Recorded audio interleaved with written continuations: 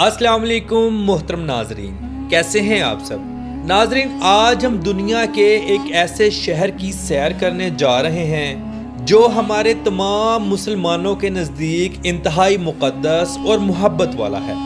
आज हम अपने प्यारे आका मुहम्मद मुस्तफ़ा सल्लल्लाहु ताला अलैहि वसल्लम के प्यारे शहर मदीना की सैर करने जा रहे हैं।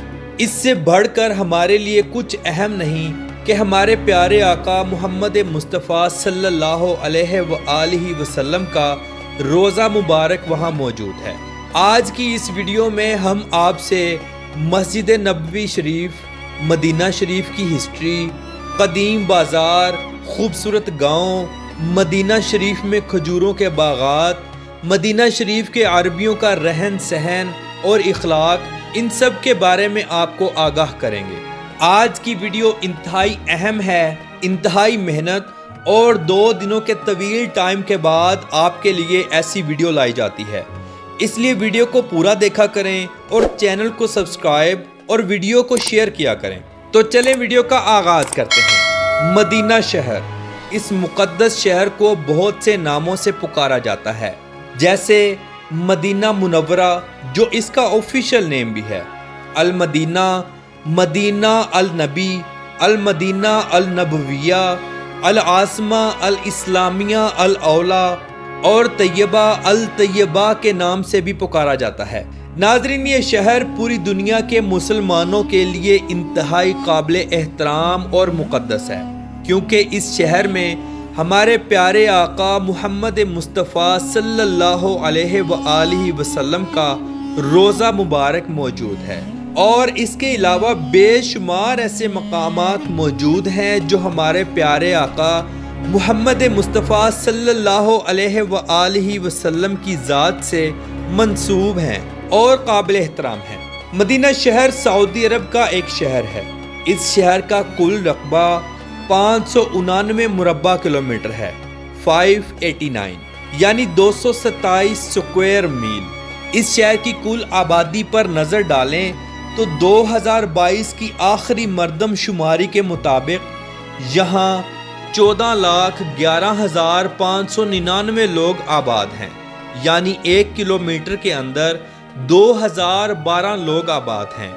लेकिन आपको बताता चलूँ, ये आबादी सिर्फ यहाँ के अरबी लोगों की नहीं है, बल्कि यहाँ एक बहुत बड़ी तादाद पाकिस्तानी, इंडियन और बांग्लादेशी कम्युनिटी की भी है। इनके अलावा फ़िलिपाइनी, अफ्रीकी, मिस्री, सूरी, लबनानी और यमनी लोग भी आबाद हैं। अक्सरियत यहाँ मजदूरी करती है, जैसे टैक्सी चलाना, लेबर में काम करना वगैरह, और बहुत से लोगों के अपने बिजनेस भी हैं। मोहतरम नाजरीन, ये बात वो तमाम मुसलमान बाखूबी जानते हैं जो हज व उम्रा के लिए सऊदी अरब जाते हैं कि मक्का शरीफ के अरबी मदीना शरीफ के अरबियों से तबीयतन सख्त हैं। मदीना शरीफ के अरबी अपने मिजाज में नरमी, लहजे में मिठास और हुस्न इखलाक रखते हैं। ये सब हमारे प्यारे आका मुहम्मद मुस्तफ़ा सल्लल्लाहु अलैहि वसल्लम की मौजूदगी का असर है। अगर हम बात करें मस्जिद नबवी की, जिसे मुसलमान हो या गैर मुस्लिम, सब ताज़ीम और अदब की निगाहों से देखते हैं। इस मस्जिद में हमारे प्यारे आका मुहम्मद मुस्तफ़ा सल्लल्लाहु अलैहि वसल्लम का रोज़ा मुबारक मौजूद है। ये दुनिया की दूसरी सबसे बड़ी मस्जिद है। ये एक मुक़द्दस मकाम है और मदीना शहर के क़ल्ब में मौजूद है। ये मुसलमानों के लिए एक बहुत बड़ा ज़ियारती मकाम है। दुनिया में मौजूद हर मुसलमान इस मस्जिद में आने के लिए तड़पता है, और ये प्यारे आका मुहम्मद मुस्तफ़ा सल्लल्लाहु अलैहि वसल्लम से इश्क़ व मोहब्बत की खालस अलामत है। इस मस्जिद को 1401 सालों पहले कायम किया गया। इस मस्जिद के 10 मीनार हैं जो कि इंतहाई खूबसूरत हैं। यहाँ 10 लाख लोगों की कैपेसिटी मौजूद है। ये मस्जिद आका दो जहां सल्लल्लाहु अलैहि वसल्लम की मौजूदगी में शुरू की गई। पहल ये मस्जिद इतनी बड़ी नहीं थी, फिर मुस्लिम अदवार में मुसलमान बादशाहों ने इसे मज़ीद बड़ा भी किया और ख़ूबसूरत भी बनाया। اور آج دن تک اسے مزید خوبصورت بنانے کی تیاریاں جاری و ساری ہیں۔ سالانہ کروڑوں لوگ اس مسجد کا وزٹ کرنے کے لیے آتے ہیں اور حضور اکرم صلی اللہ علیہ وسلم کے روضے مبارک کی زیارت کرنے آتے ہیں۔ مسجد نبوی میں آنے کے بعد تمام مسلمان روضہ رسول صلی اللہ علیہ وسلم اور سنہری جالیوں کے دیدار کے لیے بے چین رہتے ہیں۔ فجر کی نماز کے بعد روضہ رسول صلی اللہ علیہ وسلم پر سلام کی اجازت ہوتی ہے۔ اس کے بعد عصر اور عشاء کی نماز کے بعد سلام پیش کرنے کی اجازت ہوتی ہے۔ یہاں سب انتہائی ادب و احترام سے حاضری پیش کرتے ہیں، بے ادبی کا کوئی چانس نہیں۔ محترم ناظرین، باغ حضرت سلیمان فارسی رضی اللہ تعالی عنہ، اس باغ کی نبی کریم صلی اللہ علیہ وسلم سے خاص نسبت ہے۔ حضرت سلیمان فارسی رضی اللہ تعالی عنہ غلام تھے۔ آپ کے آقا نے آپ کو آزاد کرنے کی جو شرطیں رکھی تھیں وہ یہ تھی کہ آپ کھجور کے 300 درخت لگائیں اور ہر درخت پر پھل آ جائے تو میں آپ کو آزاد کر دوں گا۔ آپ نے نبی کریم صلی اللہ علیہ وآلہ وسلم کو بتایا تو نبی کریم صلی اللہ علیہ وسلم نے یہاں 300 درخت لگائے۔ معجزہ یہ ہوا کہ درخت بڑے بھی ہوتے گئے اور پھل بھی لگتا گیا، لہٰذا پھر شرط پورا ہونے پر حضرت سلیمان فارسی رضی اللہ تعالی عنہ کو آزاد کروا لیا گیا۔ تب سے آج دن تک یہ باغ حضرت سلیمان فارسی رضی اللہ تعالی عنہ کے باغ کے نام سے مشہور ہے۔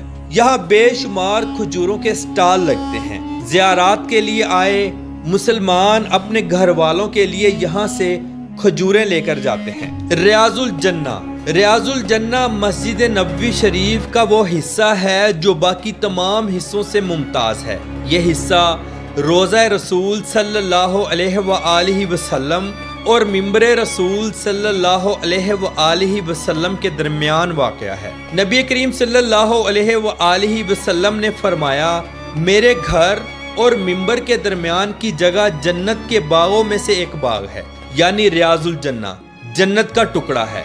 زائرین اس حصے میں آ کر نماز اور نوافل ادا کرتے ہیں اور یہ تصور ذہن میں رکھتے ہیں کہ وہ جنت کے ایک حصے میں بیٹھ کر اللہ کی عبادت کر رہے ہیں۔ تو اب ہم بات کریں گے جنت البقیع کی۔ حضور اکرم صلی اللہ علیہ وآلہ وسلم نے جنت البقیع کے بارے میں فرمایا کہ جنت البقیع اس طرح روشن ہے جیسے سورج اور چاند زمین کو روشن کرتے ہیں۔ جنت البقیع میں سب سے پہلے دفن ہونے والے صحابی اسد بن زرارہ رضی اللہ تعالی عنہ تھے اور مہاجرین میں حضرت عثمان بن مظعون رضی اللہ تعالی عنہ تھے۔ جنت البقیع میں حضرت محمد صلی اللہ علیہ وآلہ وسلم کے اہل بیت، آپ کے صاحبزادے، صاحبزادیاں، ازواج مطہرات، حضرت امام حسن رضی اللہ تعالی عنہ، حضرت عثمان غنی رضی اللہ تعالی عنہ اور کم و بیش 10,000 صحابہ اکرام یہاں مدفون ہیں۔ جنت البقیع قبرستان دنیا کے پرانے قبرستانوں میں سے ایک ہے اور مسلمانوں کا سب سے پہلا قبرستان ہے۔ مسجد الغمامہ، یہ مسجد اسلامی تاریخ کی قدیم ترین مسجد ہے۔ نبی کریم صلی اللہ علیہ وآلہ وسلم اس مسجد میں عید ادا کیا کرتے تھے۔ اس مسجد کے بالکل پاس حضرت ابوبکر صدیق رضی اللہ تعالی عنہ اور حضرت علی رضی اللہ تعالی عنہ کا گھر مبارک بھی ہوا کرتا تھا۔ ایک دفعہ کچھ صحابی رسول صلی اللہ علیہ وآلہ وسلم آپ کی خدمت میں حاضر ہوئے اور عرض کی، ہمارے علاقے میں بارش کی دعا کریں۔ نبی کریم صلی اللہ علیہ وآلہ وسلم نے اسی مسجد میں بیٹھ کر بارش کے لیے دعا کی۔ بارش 7 روز تک مسلسل چلتی رہی۔ صحابہ اکرام دوبارہ تشریف لائے اور حضور اکرم صلی اللہ علیہ وآلہ وسلم سے درخواست کی کہ دعا کیجئے بارش رک جائے۔ تب بھی حضور اکرم صلی اللہ علیہ وآلہ وسلم نے اسی مسجد میں بیٹھ کر دعا فرمائی تھی اور بارش رک گئی تھی۔ محترم ناظرین، مسجد قباء یہ اسلام کی پہلی مسجد ہے۔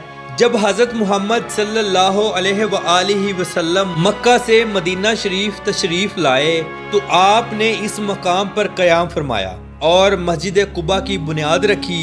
اس مسجد میں جو بھی مسلمان 2 رکعات نفل ادا کرتا ہے اسے مقبول عمرے کا ثواب ملتا ہے۔ آپ جب بھی مدینہ شریف جائیں تو یہاں ضرور آ کر 2 نفل ادا کریں۔ مسجد نبوی شریف سے مسجد قباء تک کا آپ پیدل سفر بھی کر سکتے ہیں۔ اس کے لیے گورنمنٹ نے پراپر ایک پیدل ٹریک بھی بنایا ہوا ہے۔ مسجد قبلہ تین، اس مسجد کے معنی 2 قبلوں والی مسجد کے ہیں۔ نبی کریم صلی اللہ علیہ وآلہ وسلم جب مکہ شریف میں تھے تو خانہ کعبہ کی طرف رخ کر کے نماز ادا کیا کرتے تھے۔ جب آپ مدینہ شریف تشریف لائے تو اللہ رب العزت کی ذات نے آپ کو بیت المقدس کی طرف رخ کر کے نماز ادا کرنے کا حکم دیا، لہٰذا آپ بیت المقدس کی طرف رخ کر کے نماز ادا کرتے، مگر آپ کے دل کی خواہش تھی کہ خانہ کعبہ کی طرف رخ کر کے نماز ادا کی جائے۔ پھر ایک دفعہ ظہر یا عصر کے وقت نماز کی حالت میں آپ نے اپنا چہرہ مبارک بیت المقدس سے پھیر کر خانہ کعبہ کی طرف کر لیا تھا۔ اس دن ایک ہی نماز 2 قبلوں کی طرف منہ کر کے ادا کی گئی تھی، اسی لیے اس مسجد کا نام قبلہ تین رکھا گیا، یعنی 2 قبلوں والی مسجد۔ ناظرین، اب ہم بات کریں گے مقام بدر کی۔ یہ وہ جگہ ہے جہاں مسلمانوں کا پہلا غزوہ یعنی غزوہ بدر ہوا۔ اس جنگ میں مسلمانوں کی تعداد 313 تھی اور کفار کی تعداد 3 گنا زیادہ تھی، لیکن اس کے باوجود مسلمانوں نے اپنی یہ پہلی جنگ فتح کی۔ اللہ رب العزت کی ذات کی مدد سے مسلمان فاتح ہوئے۔ اس جنگ میں ایک مسلمان 5 کافروں کو قتل کر رہا تھا۔ ابو جہل بھی اسی جنگ میں ہی قتل ہوا تھا۔ بیر روحا یہاں وہ کنواں بھی موجود ہے کہ جب نبی کریم صلی اللہ علیہ وآلہ وسلم صحابہ اکرام علیہم رضوان کے ساتھ بدر کی طرف جا رہے تھے تو اس کنویں سے پانی پینا چاہا، مگر اس کنویں کا پانی کڑوا تھا۔ نبی کریم صلی اللہ علیہ وآلہ وسلم نے اس کنویں میں اپنا لعاب دہن ڈالا تو پانی میٹھا ہو گیا۔ پھر سب نے پانی نوش فرمایا۔ نبی کریم جب بھی سفر سے واپس آتے تو یہاں قیام فرماتے اور اس کنویں کا پانی نوش فرماتے۔ مقام احد، مسلمانوں کا 3 ہجری میں دوسرا بڑا غزوہ بھی احد پہاڑ کے نزدیک ہوا، جس میں 72 صحابہ اکرام کی شہادت ہوئی۔ حضرت امیر حمزہ رضی اللہ تعالی عنہ بھی اسی غزوہ میں شہید ہوئے تھے۔ نبی کریم صلی اللہ علیہ وآلہ وسلم کے دندان مبارک بھی اسی غزوہ میں شہید ہوئے۔ جب صحابہ کرام علیہم رضوان کو دفنانے کے لیے جنت البقیع کی طرف لے جانے لگے تو احد پہاڑ رونے لگا۔ احد پہاڑ نے عرض کی، یا رسول اللہ صلی اللہ علیہ وآلہ وسلم، ان کو میرے دامن میں ہی دفنا دیجیے۔ نبی کریم صلی اللہ علیہ وآلہ وسلم نے فرمایا، روز قیامت احد پہاڑ جنت کے دروازے پر جنتیوں کا استقبال کرے گا۔ احد پہاڑ مجھ سے محبت کرتا ہے اور میں احد پہاڑ سے۔ ناظرین، مدینہ میوزیم، عمر ابن الخطاب روڈ کے نزدیک موجود یہ میوزیم مدینہ میوزیم کہلاتا ہے، جسے 1983 میں بنایا گیا، جس کے اندر مدینہ شہر کی تاریخ اور پرانے ورثے کو دکھایا گیا ہے۔ اس میوزیم میں مدینہ منورہ سے متعلق نایاب تصاویر، آثار قدیمہ کے ذخیرے اور بصری گیلری دکھائی گئی ہے۔ اس میوزیم میں تقریباً 2000 نایاب نمونے رکھے گئے ہیں۔ یہاں قدیم وقت کا مدینہ شریف دکھایا گیا ہے۔ زائرین یہاں کا وزٹ ضرور کرتے ہیں۔ دنیا میں سب سے زیادہ قرآن مجید مدینہ شہر میں چھاپا جاتا ہے۔ یہاں موجود فہد پرنٹنگ پریس دنیا میں سب سے زیادہ قرآن مجید پرنٹ کرتا ہے۔ یہ پریس 1985 میں شروع کی گئی تھی۔ یہاں 200 سے زائد زبانوں میں قرآن مجید پرنٹ کیا جاتا ہے۔ ناظرین، مدینہ منورہ کا موسم اور آب و ہوا گرمیوں میں انتہائی گرم ہوتی ہے اور 2 مہینے ٹھنڈی ہوائیں اور پھر تھوڑی سی سردی پڑتی ہے۔ مدینہ منورہ مسجد نبوی شریف میں دنیا کے سب سے بہترین اور بڑے اے سی لگائے گئے ہیں۔ یہاں پر گرمیوں میں بھی فرش ٹھنڈا ہوتا ہے۔ مدینہ شہر میں شادیاں انتہائی دھوم دھام سے کی جاتی ہیں۔ روایتی لباس اور ہاتھ میں تلوار پکڑ کر رقص کیا جاتا ہے۔ کھانوں میں مٹن مدفون، لحم مدفون، ہریسہ، قہوہ، گہوہ اور کھجوریں، ان سب کا اہتمام ہوتا ہے۔ عربی حضرات خوب جم کر کھاتے ہیں یہ لوگ ہاتھ سے کھانا پسند کرتے ہیں۔ مسجد نبوی شریف میں حج کے دنوں میں اور عام دنوں میں اللہ کی راہ میں بے شمار کھانے پینے کا سامان بانٹا جاتا ہے۔ خاص طور پر رمضان المبارک کے روزوں میں کھلا سامان لوگوں کو دیا جاتا ہے۔ شہر مدینہ میں تعلیم اور میڈیکل کا شعبہ انتہائی زبردست ہے۔ مدینہ یونیورسٹی شہر کی سب سے بڑی یونیورسٹی ہے جہاں ہزاروں لوگ تعلیم حاصل کرتے ہیں۔ مدینہ شہر کے پرانے اور قدیم بازار انتہائی خوبصورت اور ہجوم والے ہیں۔ سارا سال یہاں غیر ملکی لوگوں کا ہجوم رہتا ہے۔